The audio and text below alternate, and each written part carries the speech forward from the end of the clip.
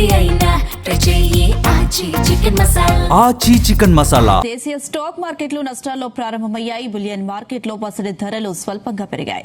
24 క్యారెట్ల 10 గ్రాముల gold rate $230 పెరిగి 1,55,890కి చేరింది. 22 క్యారెట్ల 10 గ్రాముల పసిడి ధర 200 ఎగబాకి 1,42,900 పలుకుతుంది.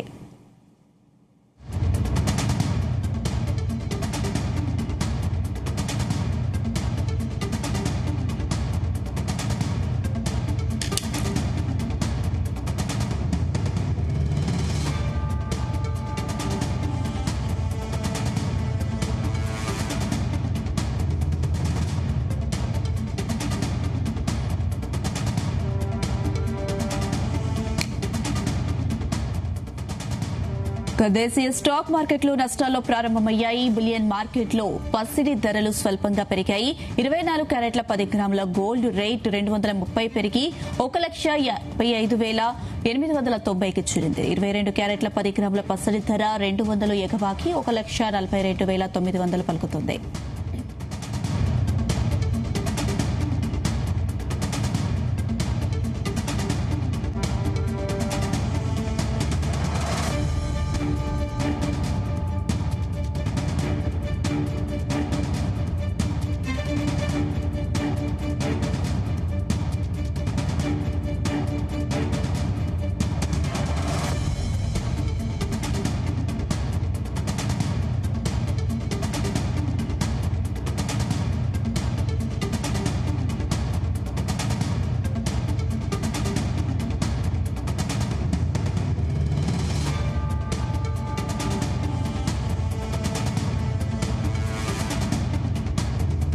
దేశీయ స్టాక్ మార్కెట్లు నష్టాల్లో ప్రారంభమయ్యాయి. బులియన్ మార్కెట్లో పసిడి ధరలు స్వల్పంగా పెరిగాయి. 24 క్యారెట్ల 10 గ్రాముల గోల్డ్ రేట్ $230 పెరిగి 1,55,890కి చేరింది. ఇక 22 క్యారెట్ల 10 గ్రాముల పసిడి ధర 200 ఎగబాకి 1,42,900 వద్ద కొనసాగుతుంది.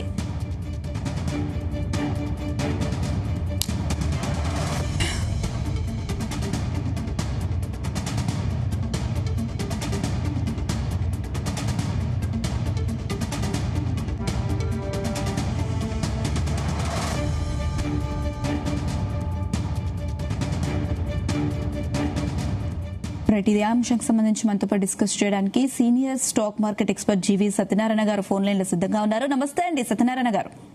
నమస్తే అనుష. నష్టాలతో ప్రారంభమయ్యే స్టాక్ మార్కెట్లు, మరి బులియన్ మార్కెట్ వచ్చేసి కాస్త పాజిటివ్ గా ఉంది. ఏంటి దీనికి సంబంధించి, అంటే ఎందుకు మార్కెట్ నష్టాలతో ప్రారంభమైంది, రీజన్స్ ఏంటి? ఓకే, బ్రెంట్ ఆయిల్ మాత్రం కొంచెం పాజిటివ్ లోనే ట్రేడ్ అవుతుంది. $91.48 ఇప్పుడు ప్రెసెంట్. గోల్డ్ సిల్వర్ కొంచెం మైనస్ లోకి వెళ్ళటం జరిగింది. గోల్డ్ ఒక 0.5%, 1.5%. సిల్వర్ ఒక 800 వరకు గోల్డ్ మైనస్, సిల్వర్ వచ్చి ఒక 2,400 మైనస్ లో ట్రేడ్ అవుతుంది. మార్కెట్లు కూడా మైనస్ లోనే ట్రేడ్ అవుతున్నాయి. ఏంటిదనేది చూద్దాం. ముందుగా ఈ అమెరికా ఏదైతే ఇరాన్ మధ్యలో ఒప్పందం చర్చల కోసం అనేది 60 రోజులు, జూన్ లో ఏదైతే చర్చల కోసం 60 రోజులు గడువు ఉందో సోమవారం రాత్రితోటి ముగిసిపోవటం జరిగింది. అంటే ఈ 60 రోజుల్లో ఏదైతే చర్చలు జరగాలి అని అనుకున్నారో ఆ చర్చలు జరగలేదు, ఏమీ లేదు. అది టైం కూడా గడిచిపోయింది. అంటే జూన్ లో సంతకం చేసిన అవగాహన ఒప్పందం సోమవారం తోటి ముగిసిపోయింది. దాంతో ఇక్కడ ఏమీ జరిగింది లేదు. అంటే ఇరు దేశాల మధ్య అంగీకారం గాని, సఖ్యత గాని, డిస్కషన్లు గాని, ఈ సుస్థిర శాంతికి ఏదైతే అంగీకారాలు ఉన్నాయో అవన్నీ జరగలేదు. 60 రోజుల ముందు ఎలాంటి పరిస్థితి ఉందో ఇప్పుడు కూడా అలానే ఉన్నట్టు. అంటే ఏంటిది, చర్చలు సఫలమా విఫలమా, ముందుకు పోతే అనేది లేదు. దీంతో మార్కెట్ లో మళ్ళీ ఇప్పుడు ఏం చేయాలి, మళ్ళీ ఇరాన్ అమెరికా వాళ్ళు ఈ హర్ముజ్ జలసంధిని పునఃప్రారంభించాల్సి ఉంది.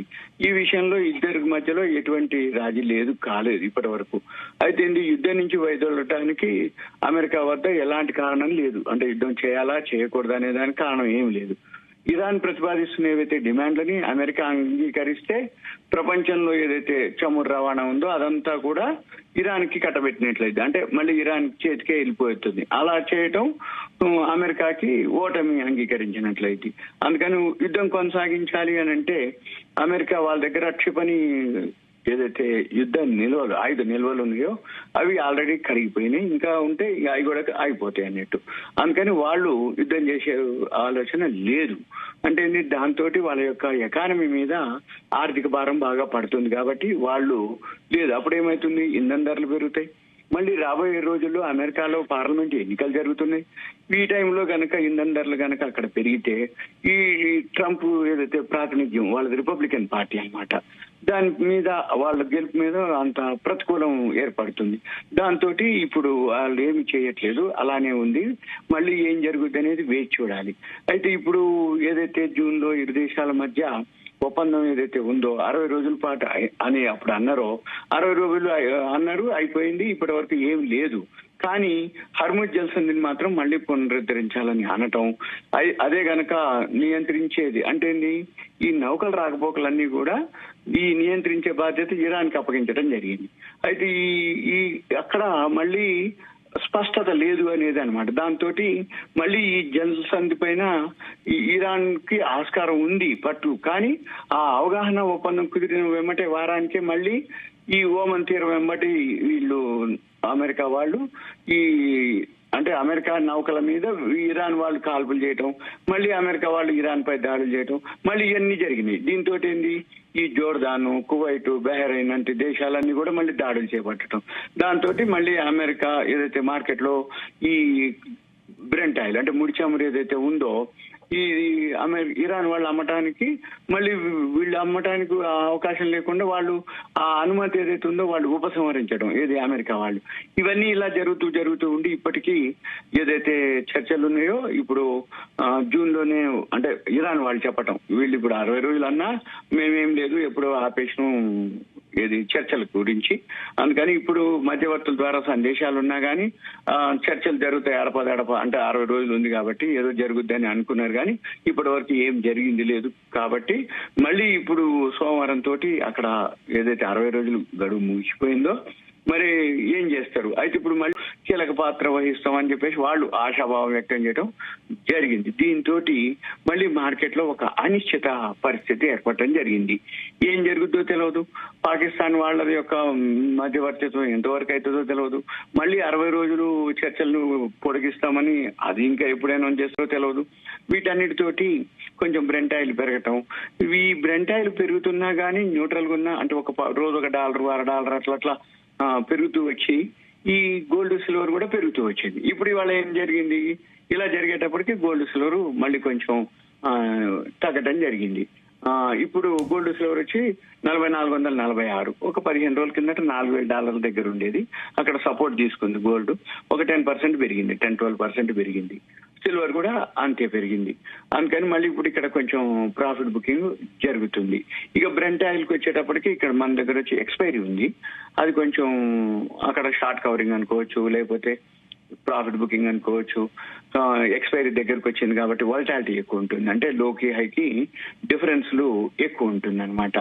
ఇకపోతే ఈ మన మార్కెట్ లో వచ్చేటప్పటికి బిఎస్సి సెన్సెక్స్ వచ్చి 325 పాయింట్లు మైనస్ లో ఉన్నాయి. నిఫ్టీ 50 వచ్చి 64 పాయింట్లు, నిఫ్టీ 500 వచ్చి 50 పాయింట్లు, నిఫ్టీ బ్యాంక్ వచ్చి 182 పాయింట్లు మైనస్. ఇవన్నీ నిఫ్టీ ఐటీ వచ్చి 412 పాయింట్లు మైనస్, నిఫ్టీ మిడ్ క్యాప్ వచ్చి 82 పాయింట్లు, ఇవన్నీ మైనసే. బిఎస్సి బ్యాంక్ నిఫ్టీ వచ్చి 304 పాయింట్లు మైనస్, నిఫ్టీ 200 వచ్చి 35 పాయింట్లు మైనస్, నిఫ్టీ 100 51 పాయింట్లు మైనస్, నిఫ్టీ స్మాల్ క్యాప్ వచ్చి 13 పాయింట్లు మైనస్, బిఎస్సి 500 వచ్చి 91 పాయింట్లు మైనస్, బిఎస్సి 100 వచ్చి 83 పాయింట్లు మైనస్ లోనే ట్రేడ్ అవుతున్నాయి. అన్ని ఓవరాల్ గా అన్ని సెక్టార్లు మైనస్ లోనే ట్రేడ్ అవుతున్నాయి. అయితే ఇక్కడ 50 ఏవైతే నిఫ్టీ ఉంటుందో 50లో 23 ప్లస్ 27 మైనస్. అంటే ఏంది, న్యూట్రల్ కి దగ్గరలో ఉన్నట్టు అనమాట సూచన. న్యూట్రల్ కి దగ్గరలో ఉండటం ఒక సూచన. ఇక మళ్ళీ ఎఫ్ఐఎల్ కంటిన్యూగా నిన్న కూడా అమ్మటం జరిగింది, అదొక రీజను. ఇప్పుడు ఏదైతే ఫస్ట్ క్వార్టర్ రిజల్ట్స్ ఉన్నాయో ఆల్రెడీ ఆల్మోస్ట్ ఆల్ వచ్చేసినాయి. ఆ వచ్చిన వాటిల్లో వాల్యూ ఉన్న స్టాక్స్ అన్ని కూడా మళ్ళీ ఇవన్నీ పాజిటివ్ లోనే ఉండటం జరుగుద్ది. ఇక బిఎస్సి సెన్సెక్స్ ఏవైతే 30 కంపెనీలు ఉంటాయో ఈ 30లో ఇప్పుడు ఒక 9 కంపెనీలే ప్లస్ లో ఉన్నాయి, 21 మైనస్ లో ఉన్నాయి. ఈ 9 కంపెనీలు కూడా అంటే టాప్ గెయినర్స్ లో ఉన్నాయి. ఎన్టీపీసీ, రిలయన్స్, మహీంద్రా, సన్ ఫార్మా, ఎటర్నల్, యాక్సిస్ బ్యాంక్, పవర్ గ్రిడ్, బజాజ్ ఫైనాన్స్, మారుతి. అయితే మార్కెట్ ఏమాత్రం బౌన్స్ బ్యాక్ అయినా ఈ రిలయన్స్ లీడ్ చేసే అవకాశాలు ఉన్నాయి. మార్కెట్ ఇవాళ మంగళవారం NSE National Stock Exchange weekly expiry day. ఈ వీక్ అంతా కూడా డౌన్ లోనే అయింది కాబట్టి ఈ మధ్యాహ్నం తర్వాతన ఎక్కడనో మళ్ళీ షార్ట్ కవరింగ్ వస్తుంది. షార్ట్ కవరింగ్ అంటే 4-5 రోజుల నుంచి, అంటే ఈ మంగళవారం ఏదైతే ఎన్ఎస్సి ఫ్యూచర్స్ క్లోజింగ్ ఉందో ఈ ఎన్ఎస్సి వీక్ అంతా కూడా కంటిన్యూ ఫాల్ లోనే మార్కెట్ జరిగింది కాబట్టి ఇక్కడ కొంచెం షార్ట్ కవరింగ్ జరిగే అవకాశాలు కనబడుతున్నాయి. అవి షార్ట్ కవరింగ్ కి ఏమేమి పాజిటివ్ లో ఉంటాయంటే రిలయన్స్ మెయిన్ అన్నమాట. రిలయన్స్ పెరిగే అవకాశాలు ఉంది, మహీంద్రా పెరుగుతుంది, సన్ ఫార్మా పెరుగుతుంది, ఇప్పుడు ఎన్టీపీసీ పవర్ లో పెరుగుతుంది, పవర్ గ్రిడ్ ఇవాళ power grid okay, NTPC okay, Bajaj finance ఒకటి ఉంది, ఆటో సెక్టార్ లో మారుతి ఓకే, బ్యాంకింగ్ లో యాక్సిస్ బ్యాంక్ ఓకే, ఫార్మాలో సన్ ఫార్మా ఓకే. ఇప్పుడు ఈ ఆటో సెక్టార్ లో మారుతి, M&M లీడింగ్ లో ఉన్నాయి. ఇప్పుడు అవే పాజిటివ్ లో ఉండే అవకాశాలు ఉన్నాయి. మార్కెట్ ఈ వీడియో ఎవరైతే చూస్తున్నారో మార్కెట్ ఏమాత్రం పాజిటివ్ లోకి వచ్చినా న్యూట్రల్ కి వచ్చినా ఇవి బాగా పెరిగే అవకాశాలు ఉంటాయి. ఏవి M&M, మహీంద్రా, మారుతి, రిలయన్స్, ఎటర్నల్, యాక్సిస్ బ్యాంక్, సన్ ఫార్మా, పవర్ గ్రిడ్ ఇవి మనం గమనించాలి. ఇకపోతే ఈ అంతర్జాతీయంగా ఏదైతే ఇరాన్ అమెరికా ఉందో దాన్ని బట్టే మళ్ళీ మనము డెసిషన్ ఉంటుంది.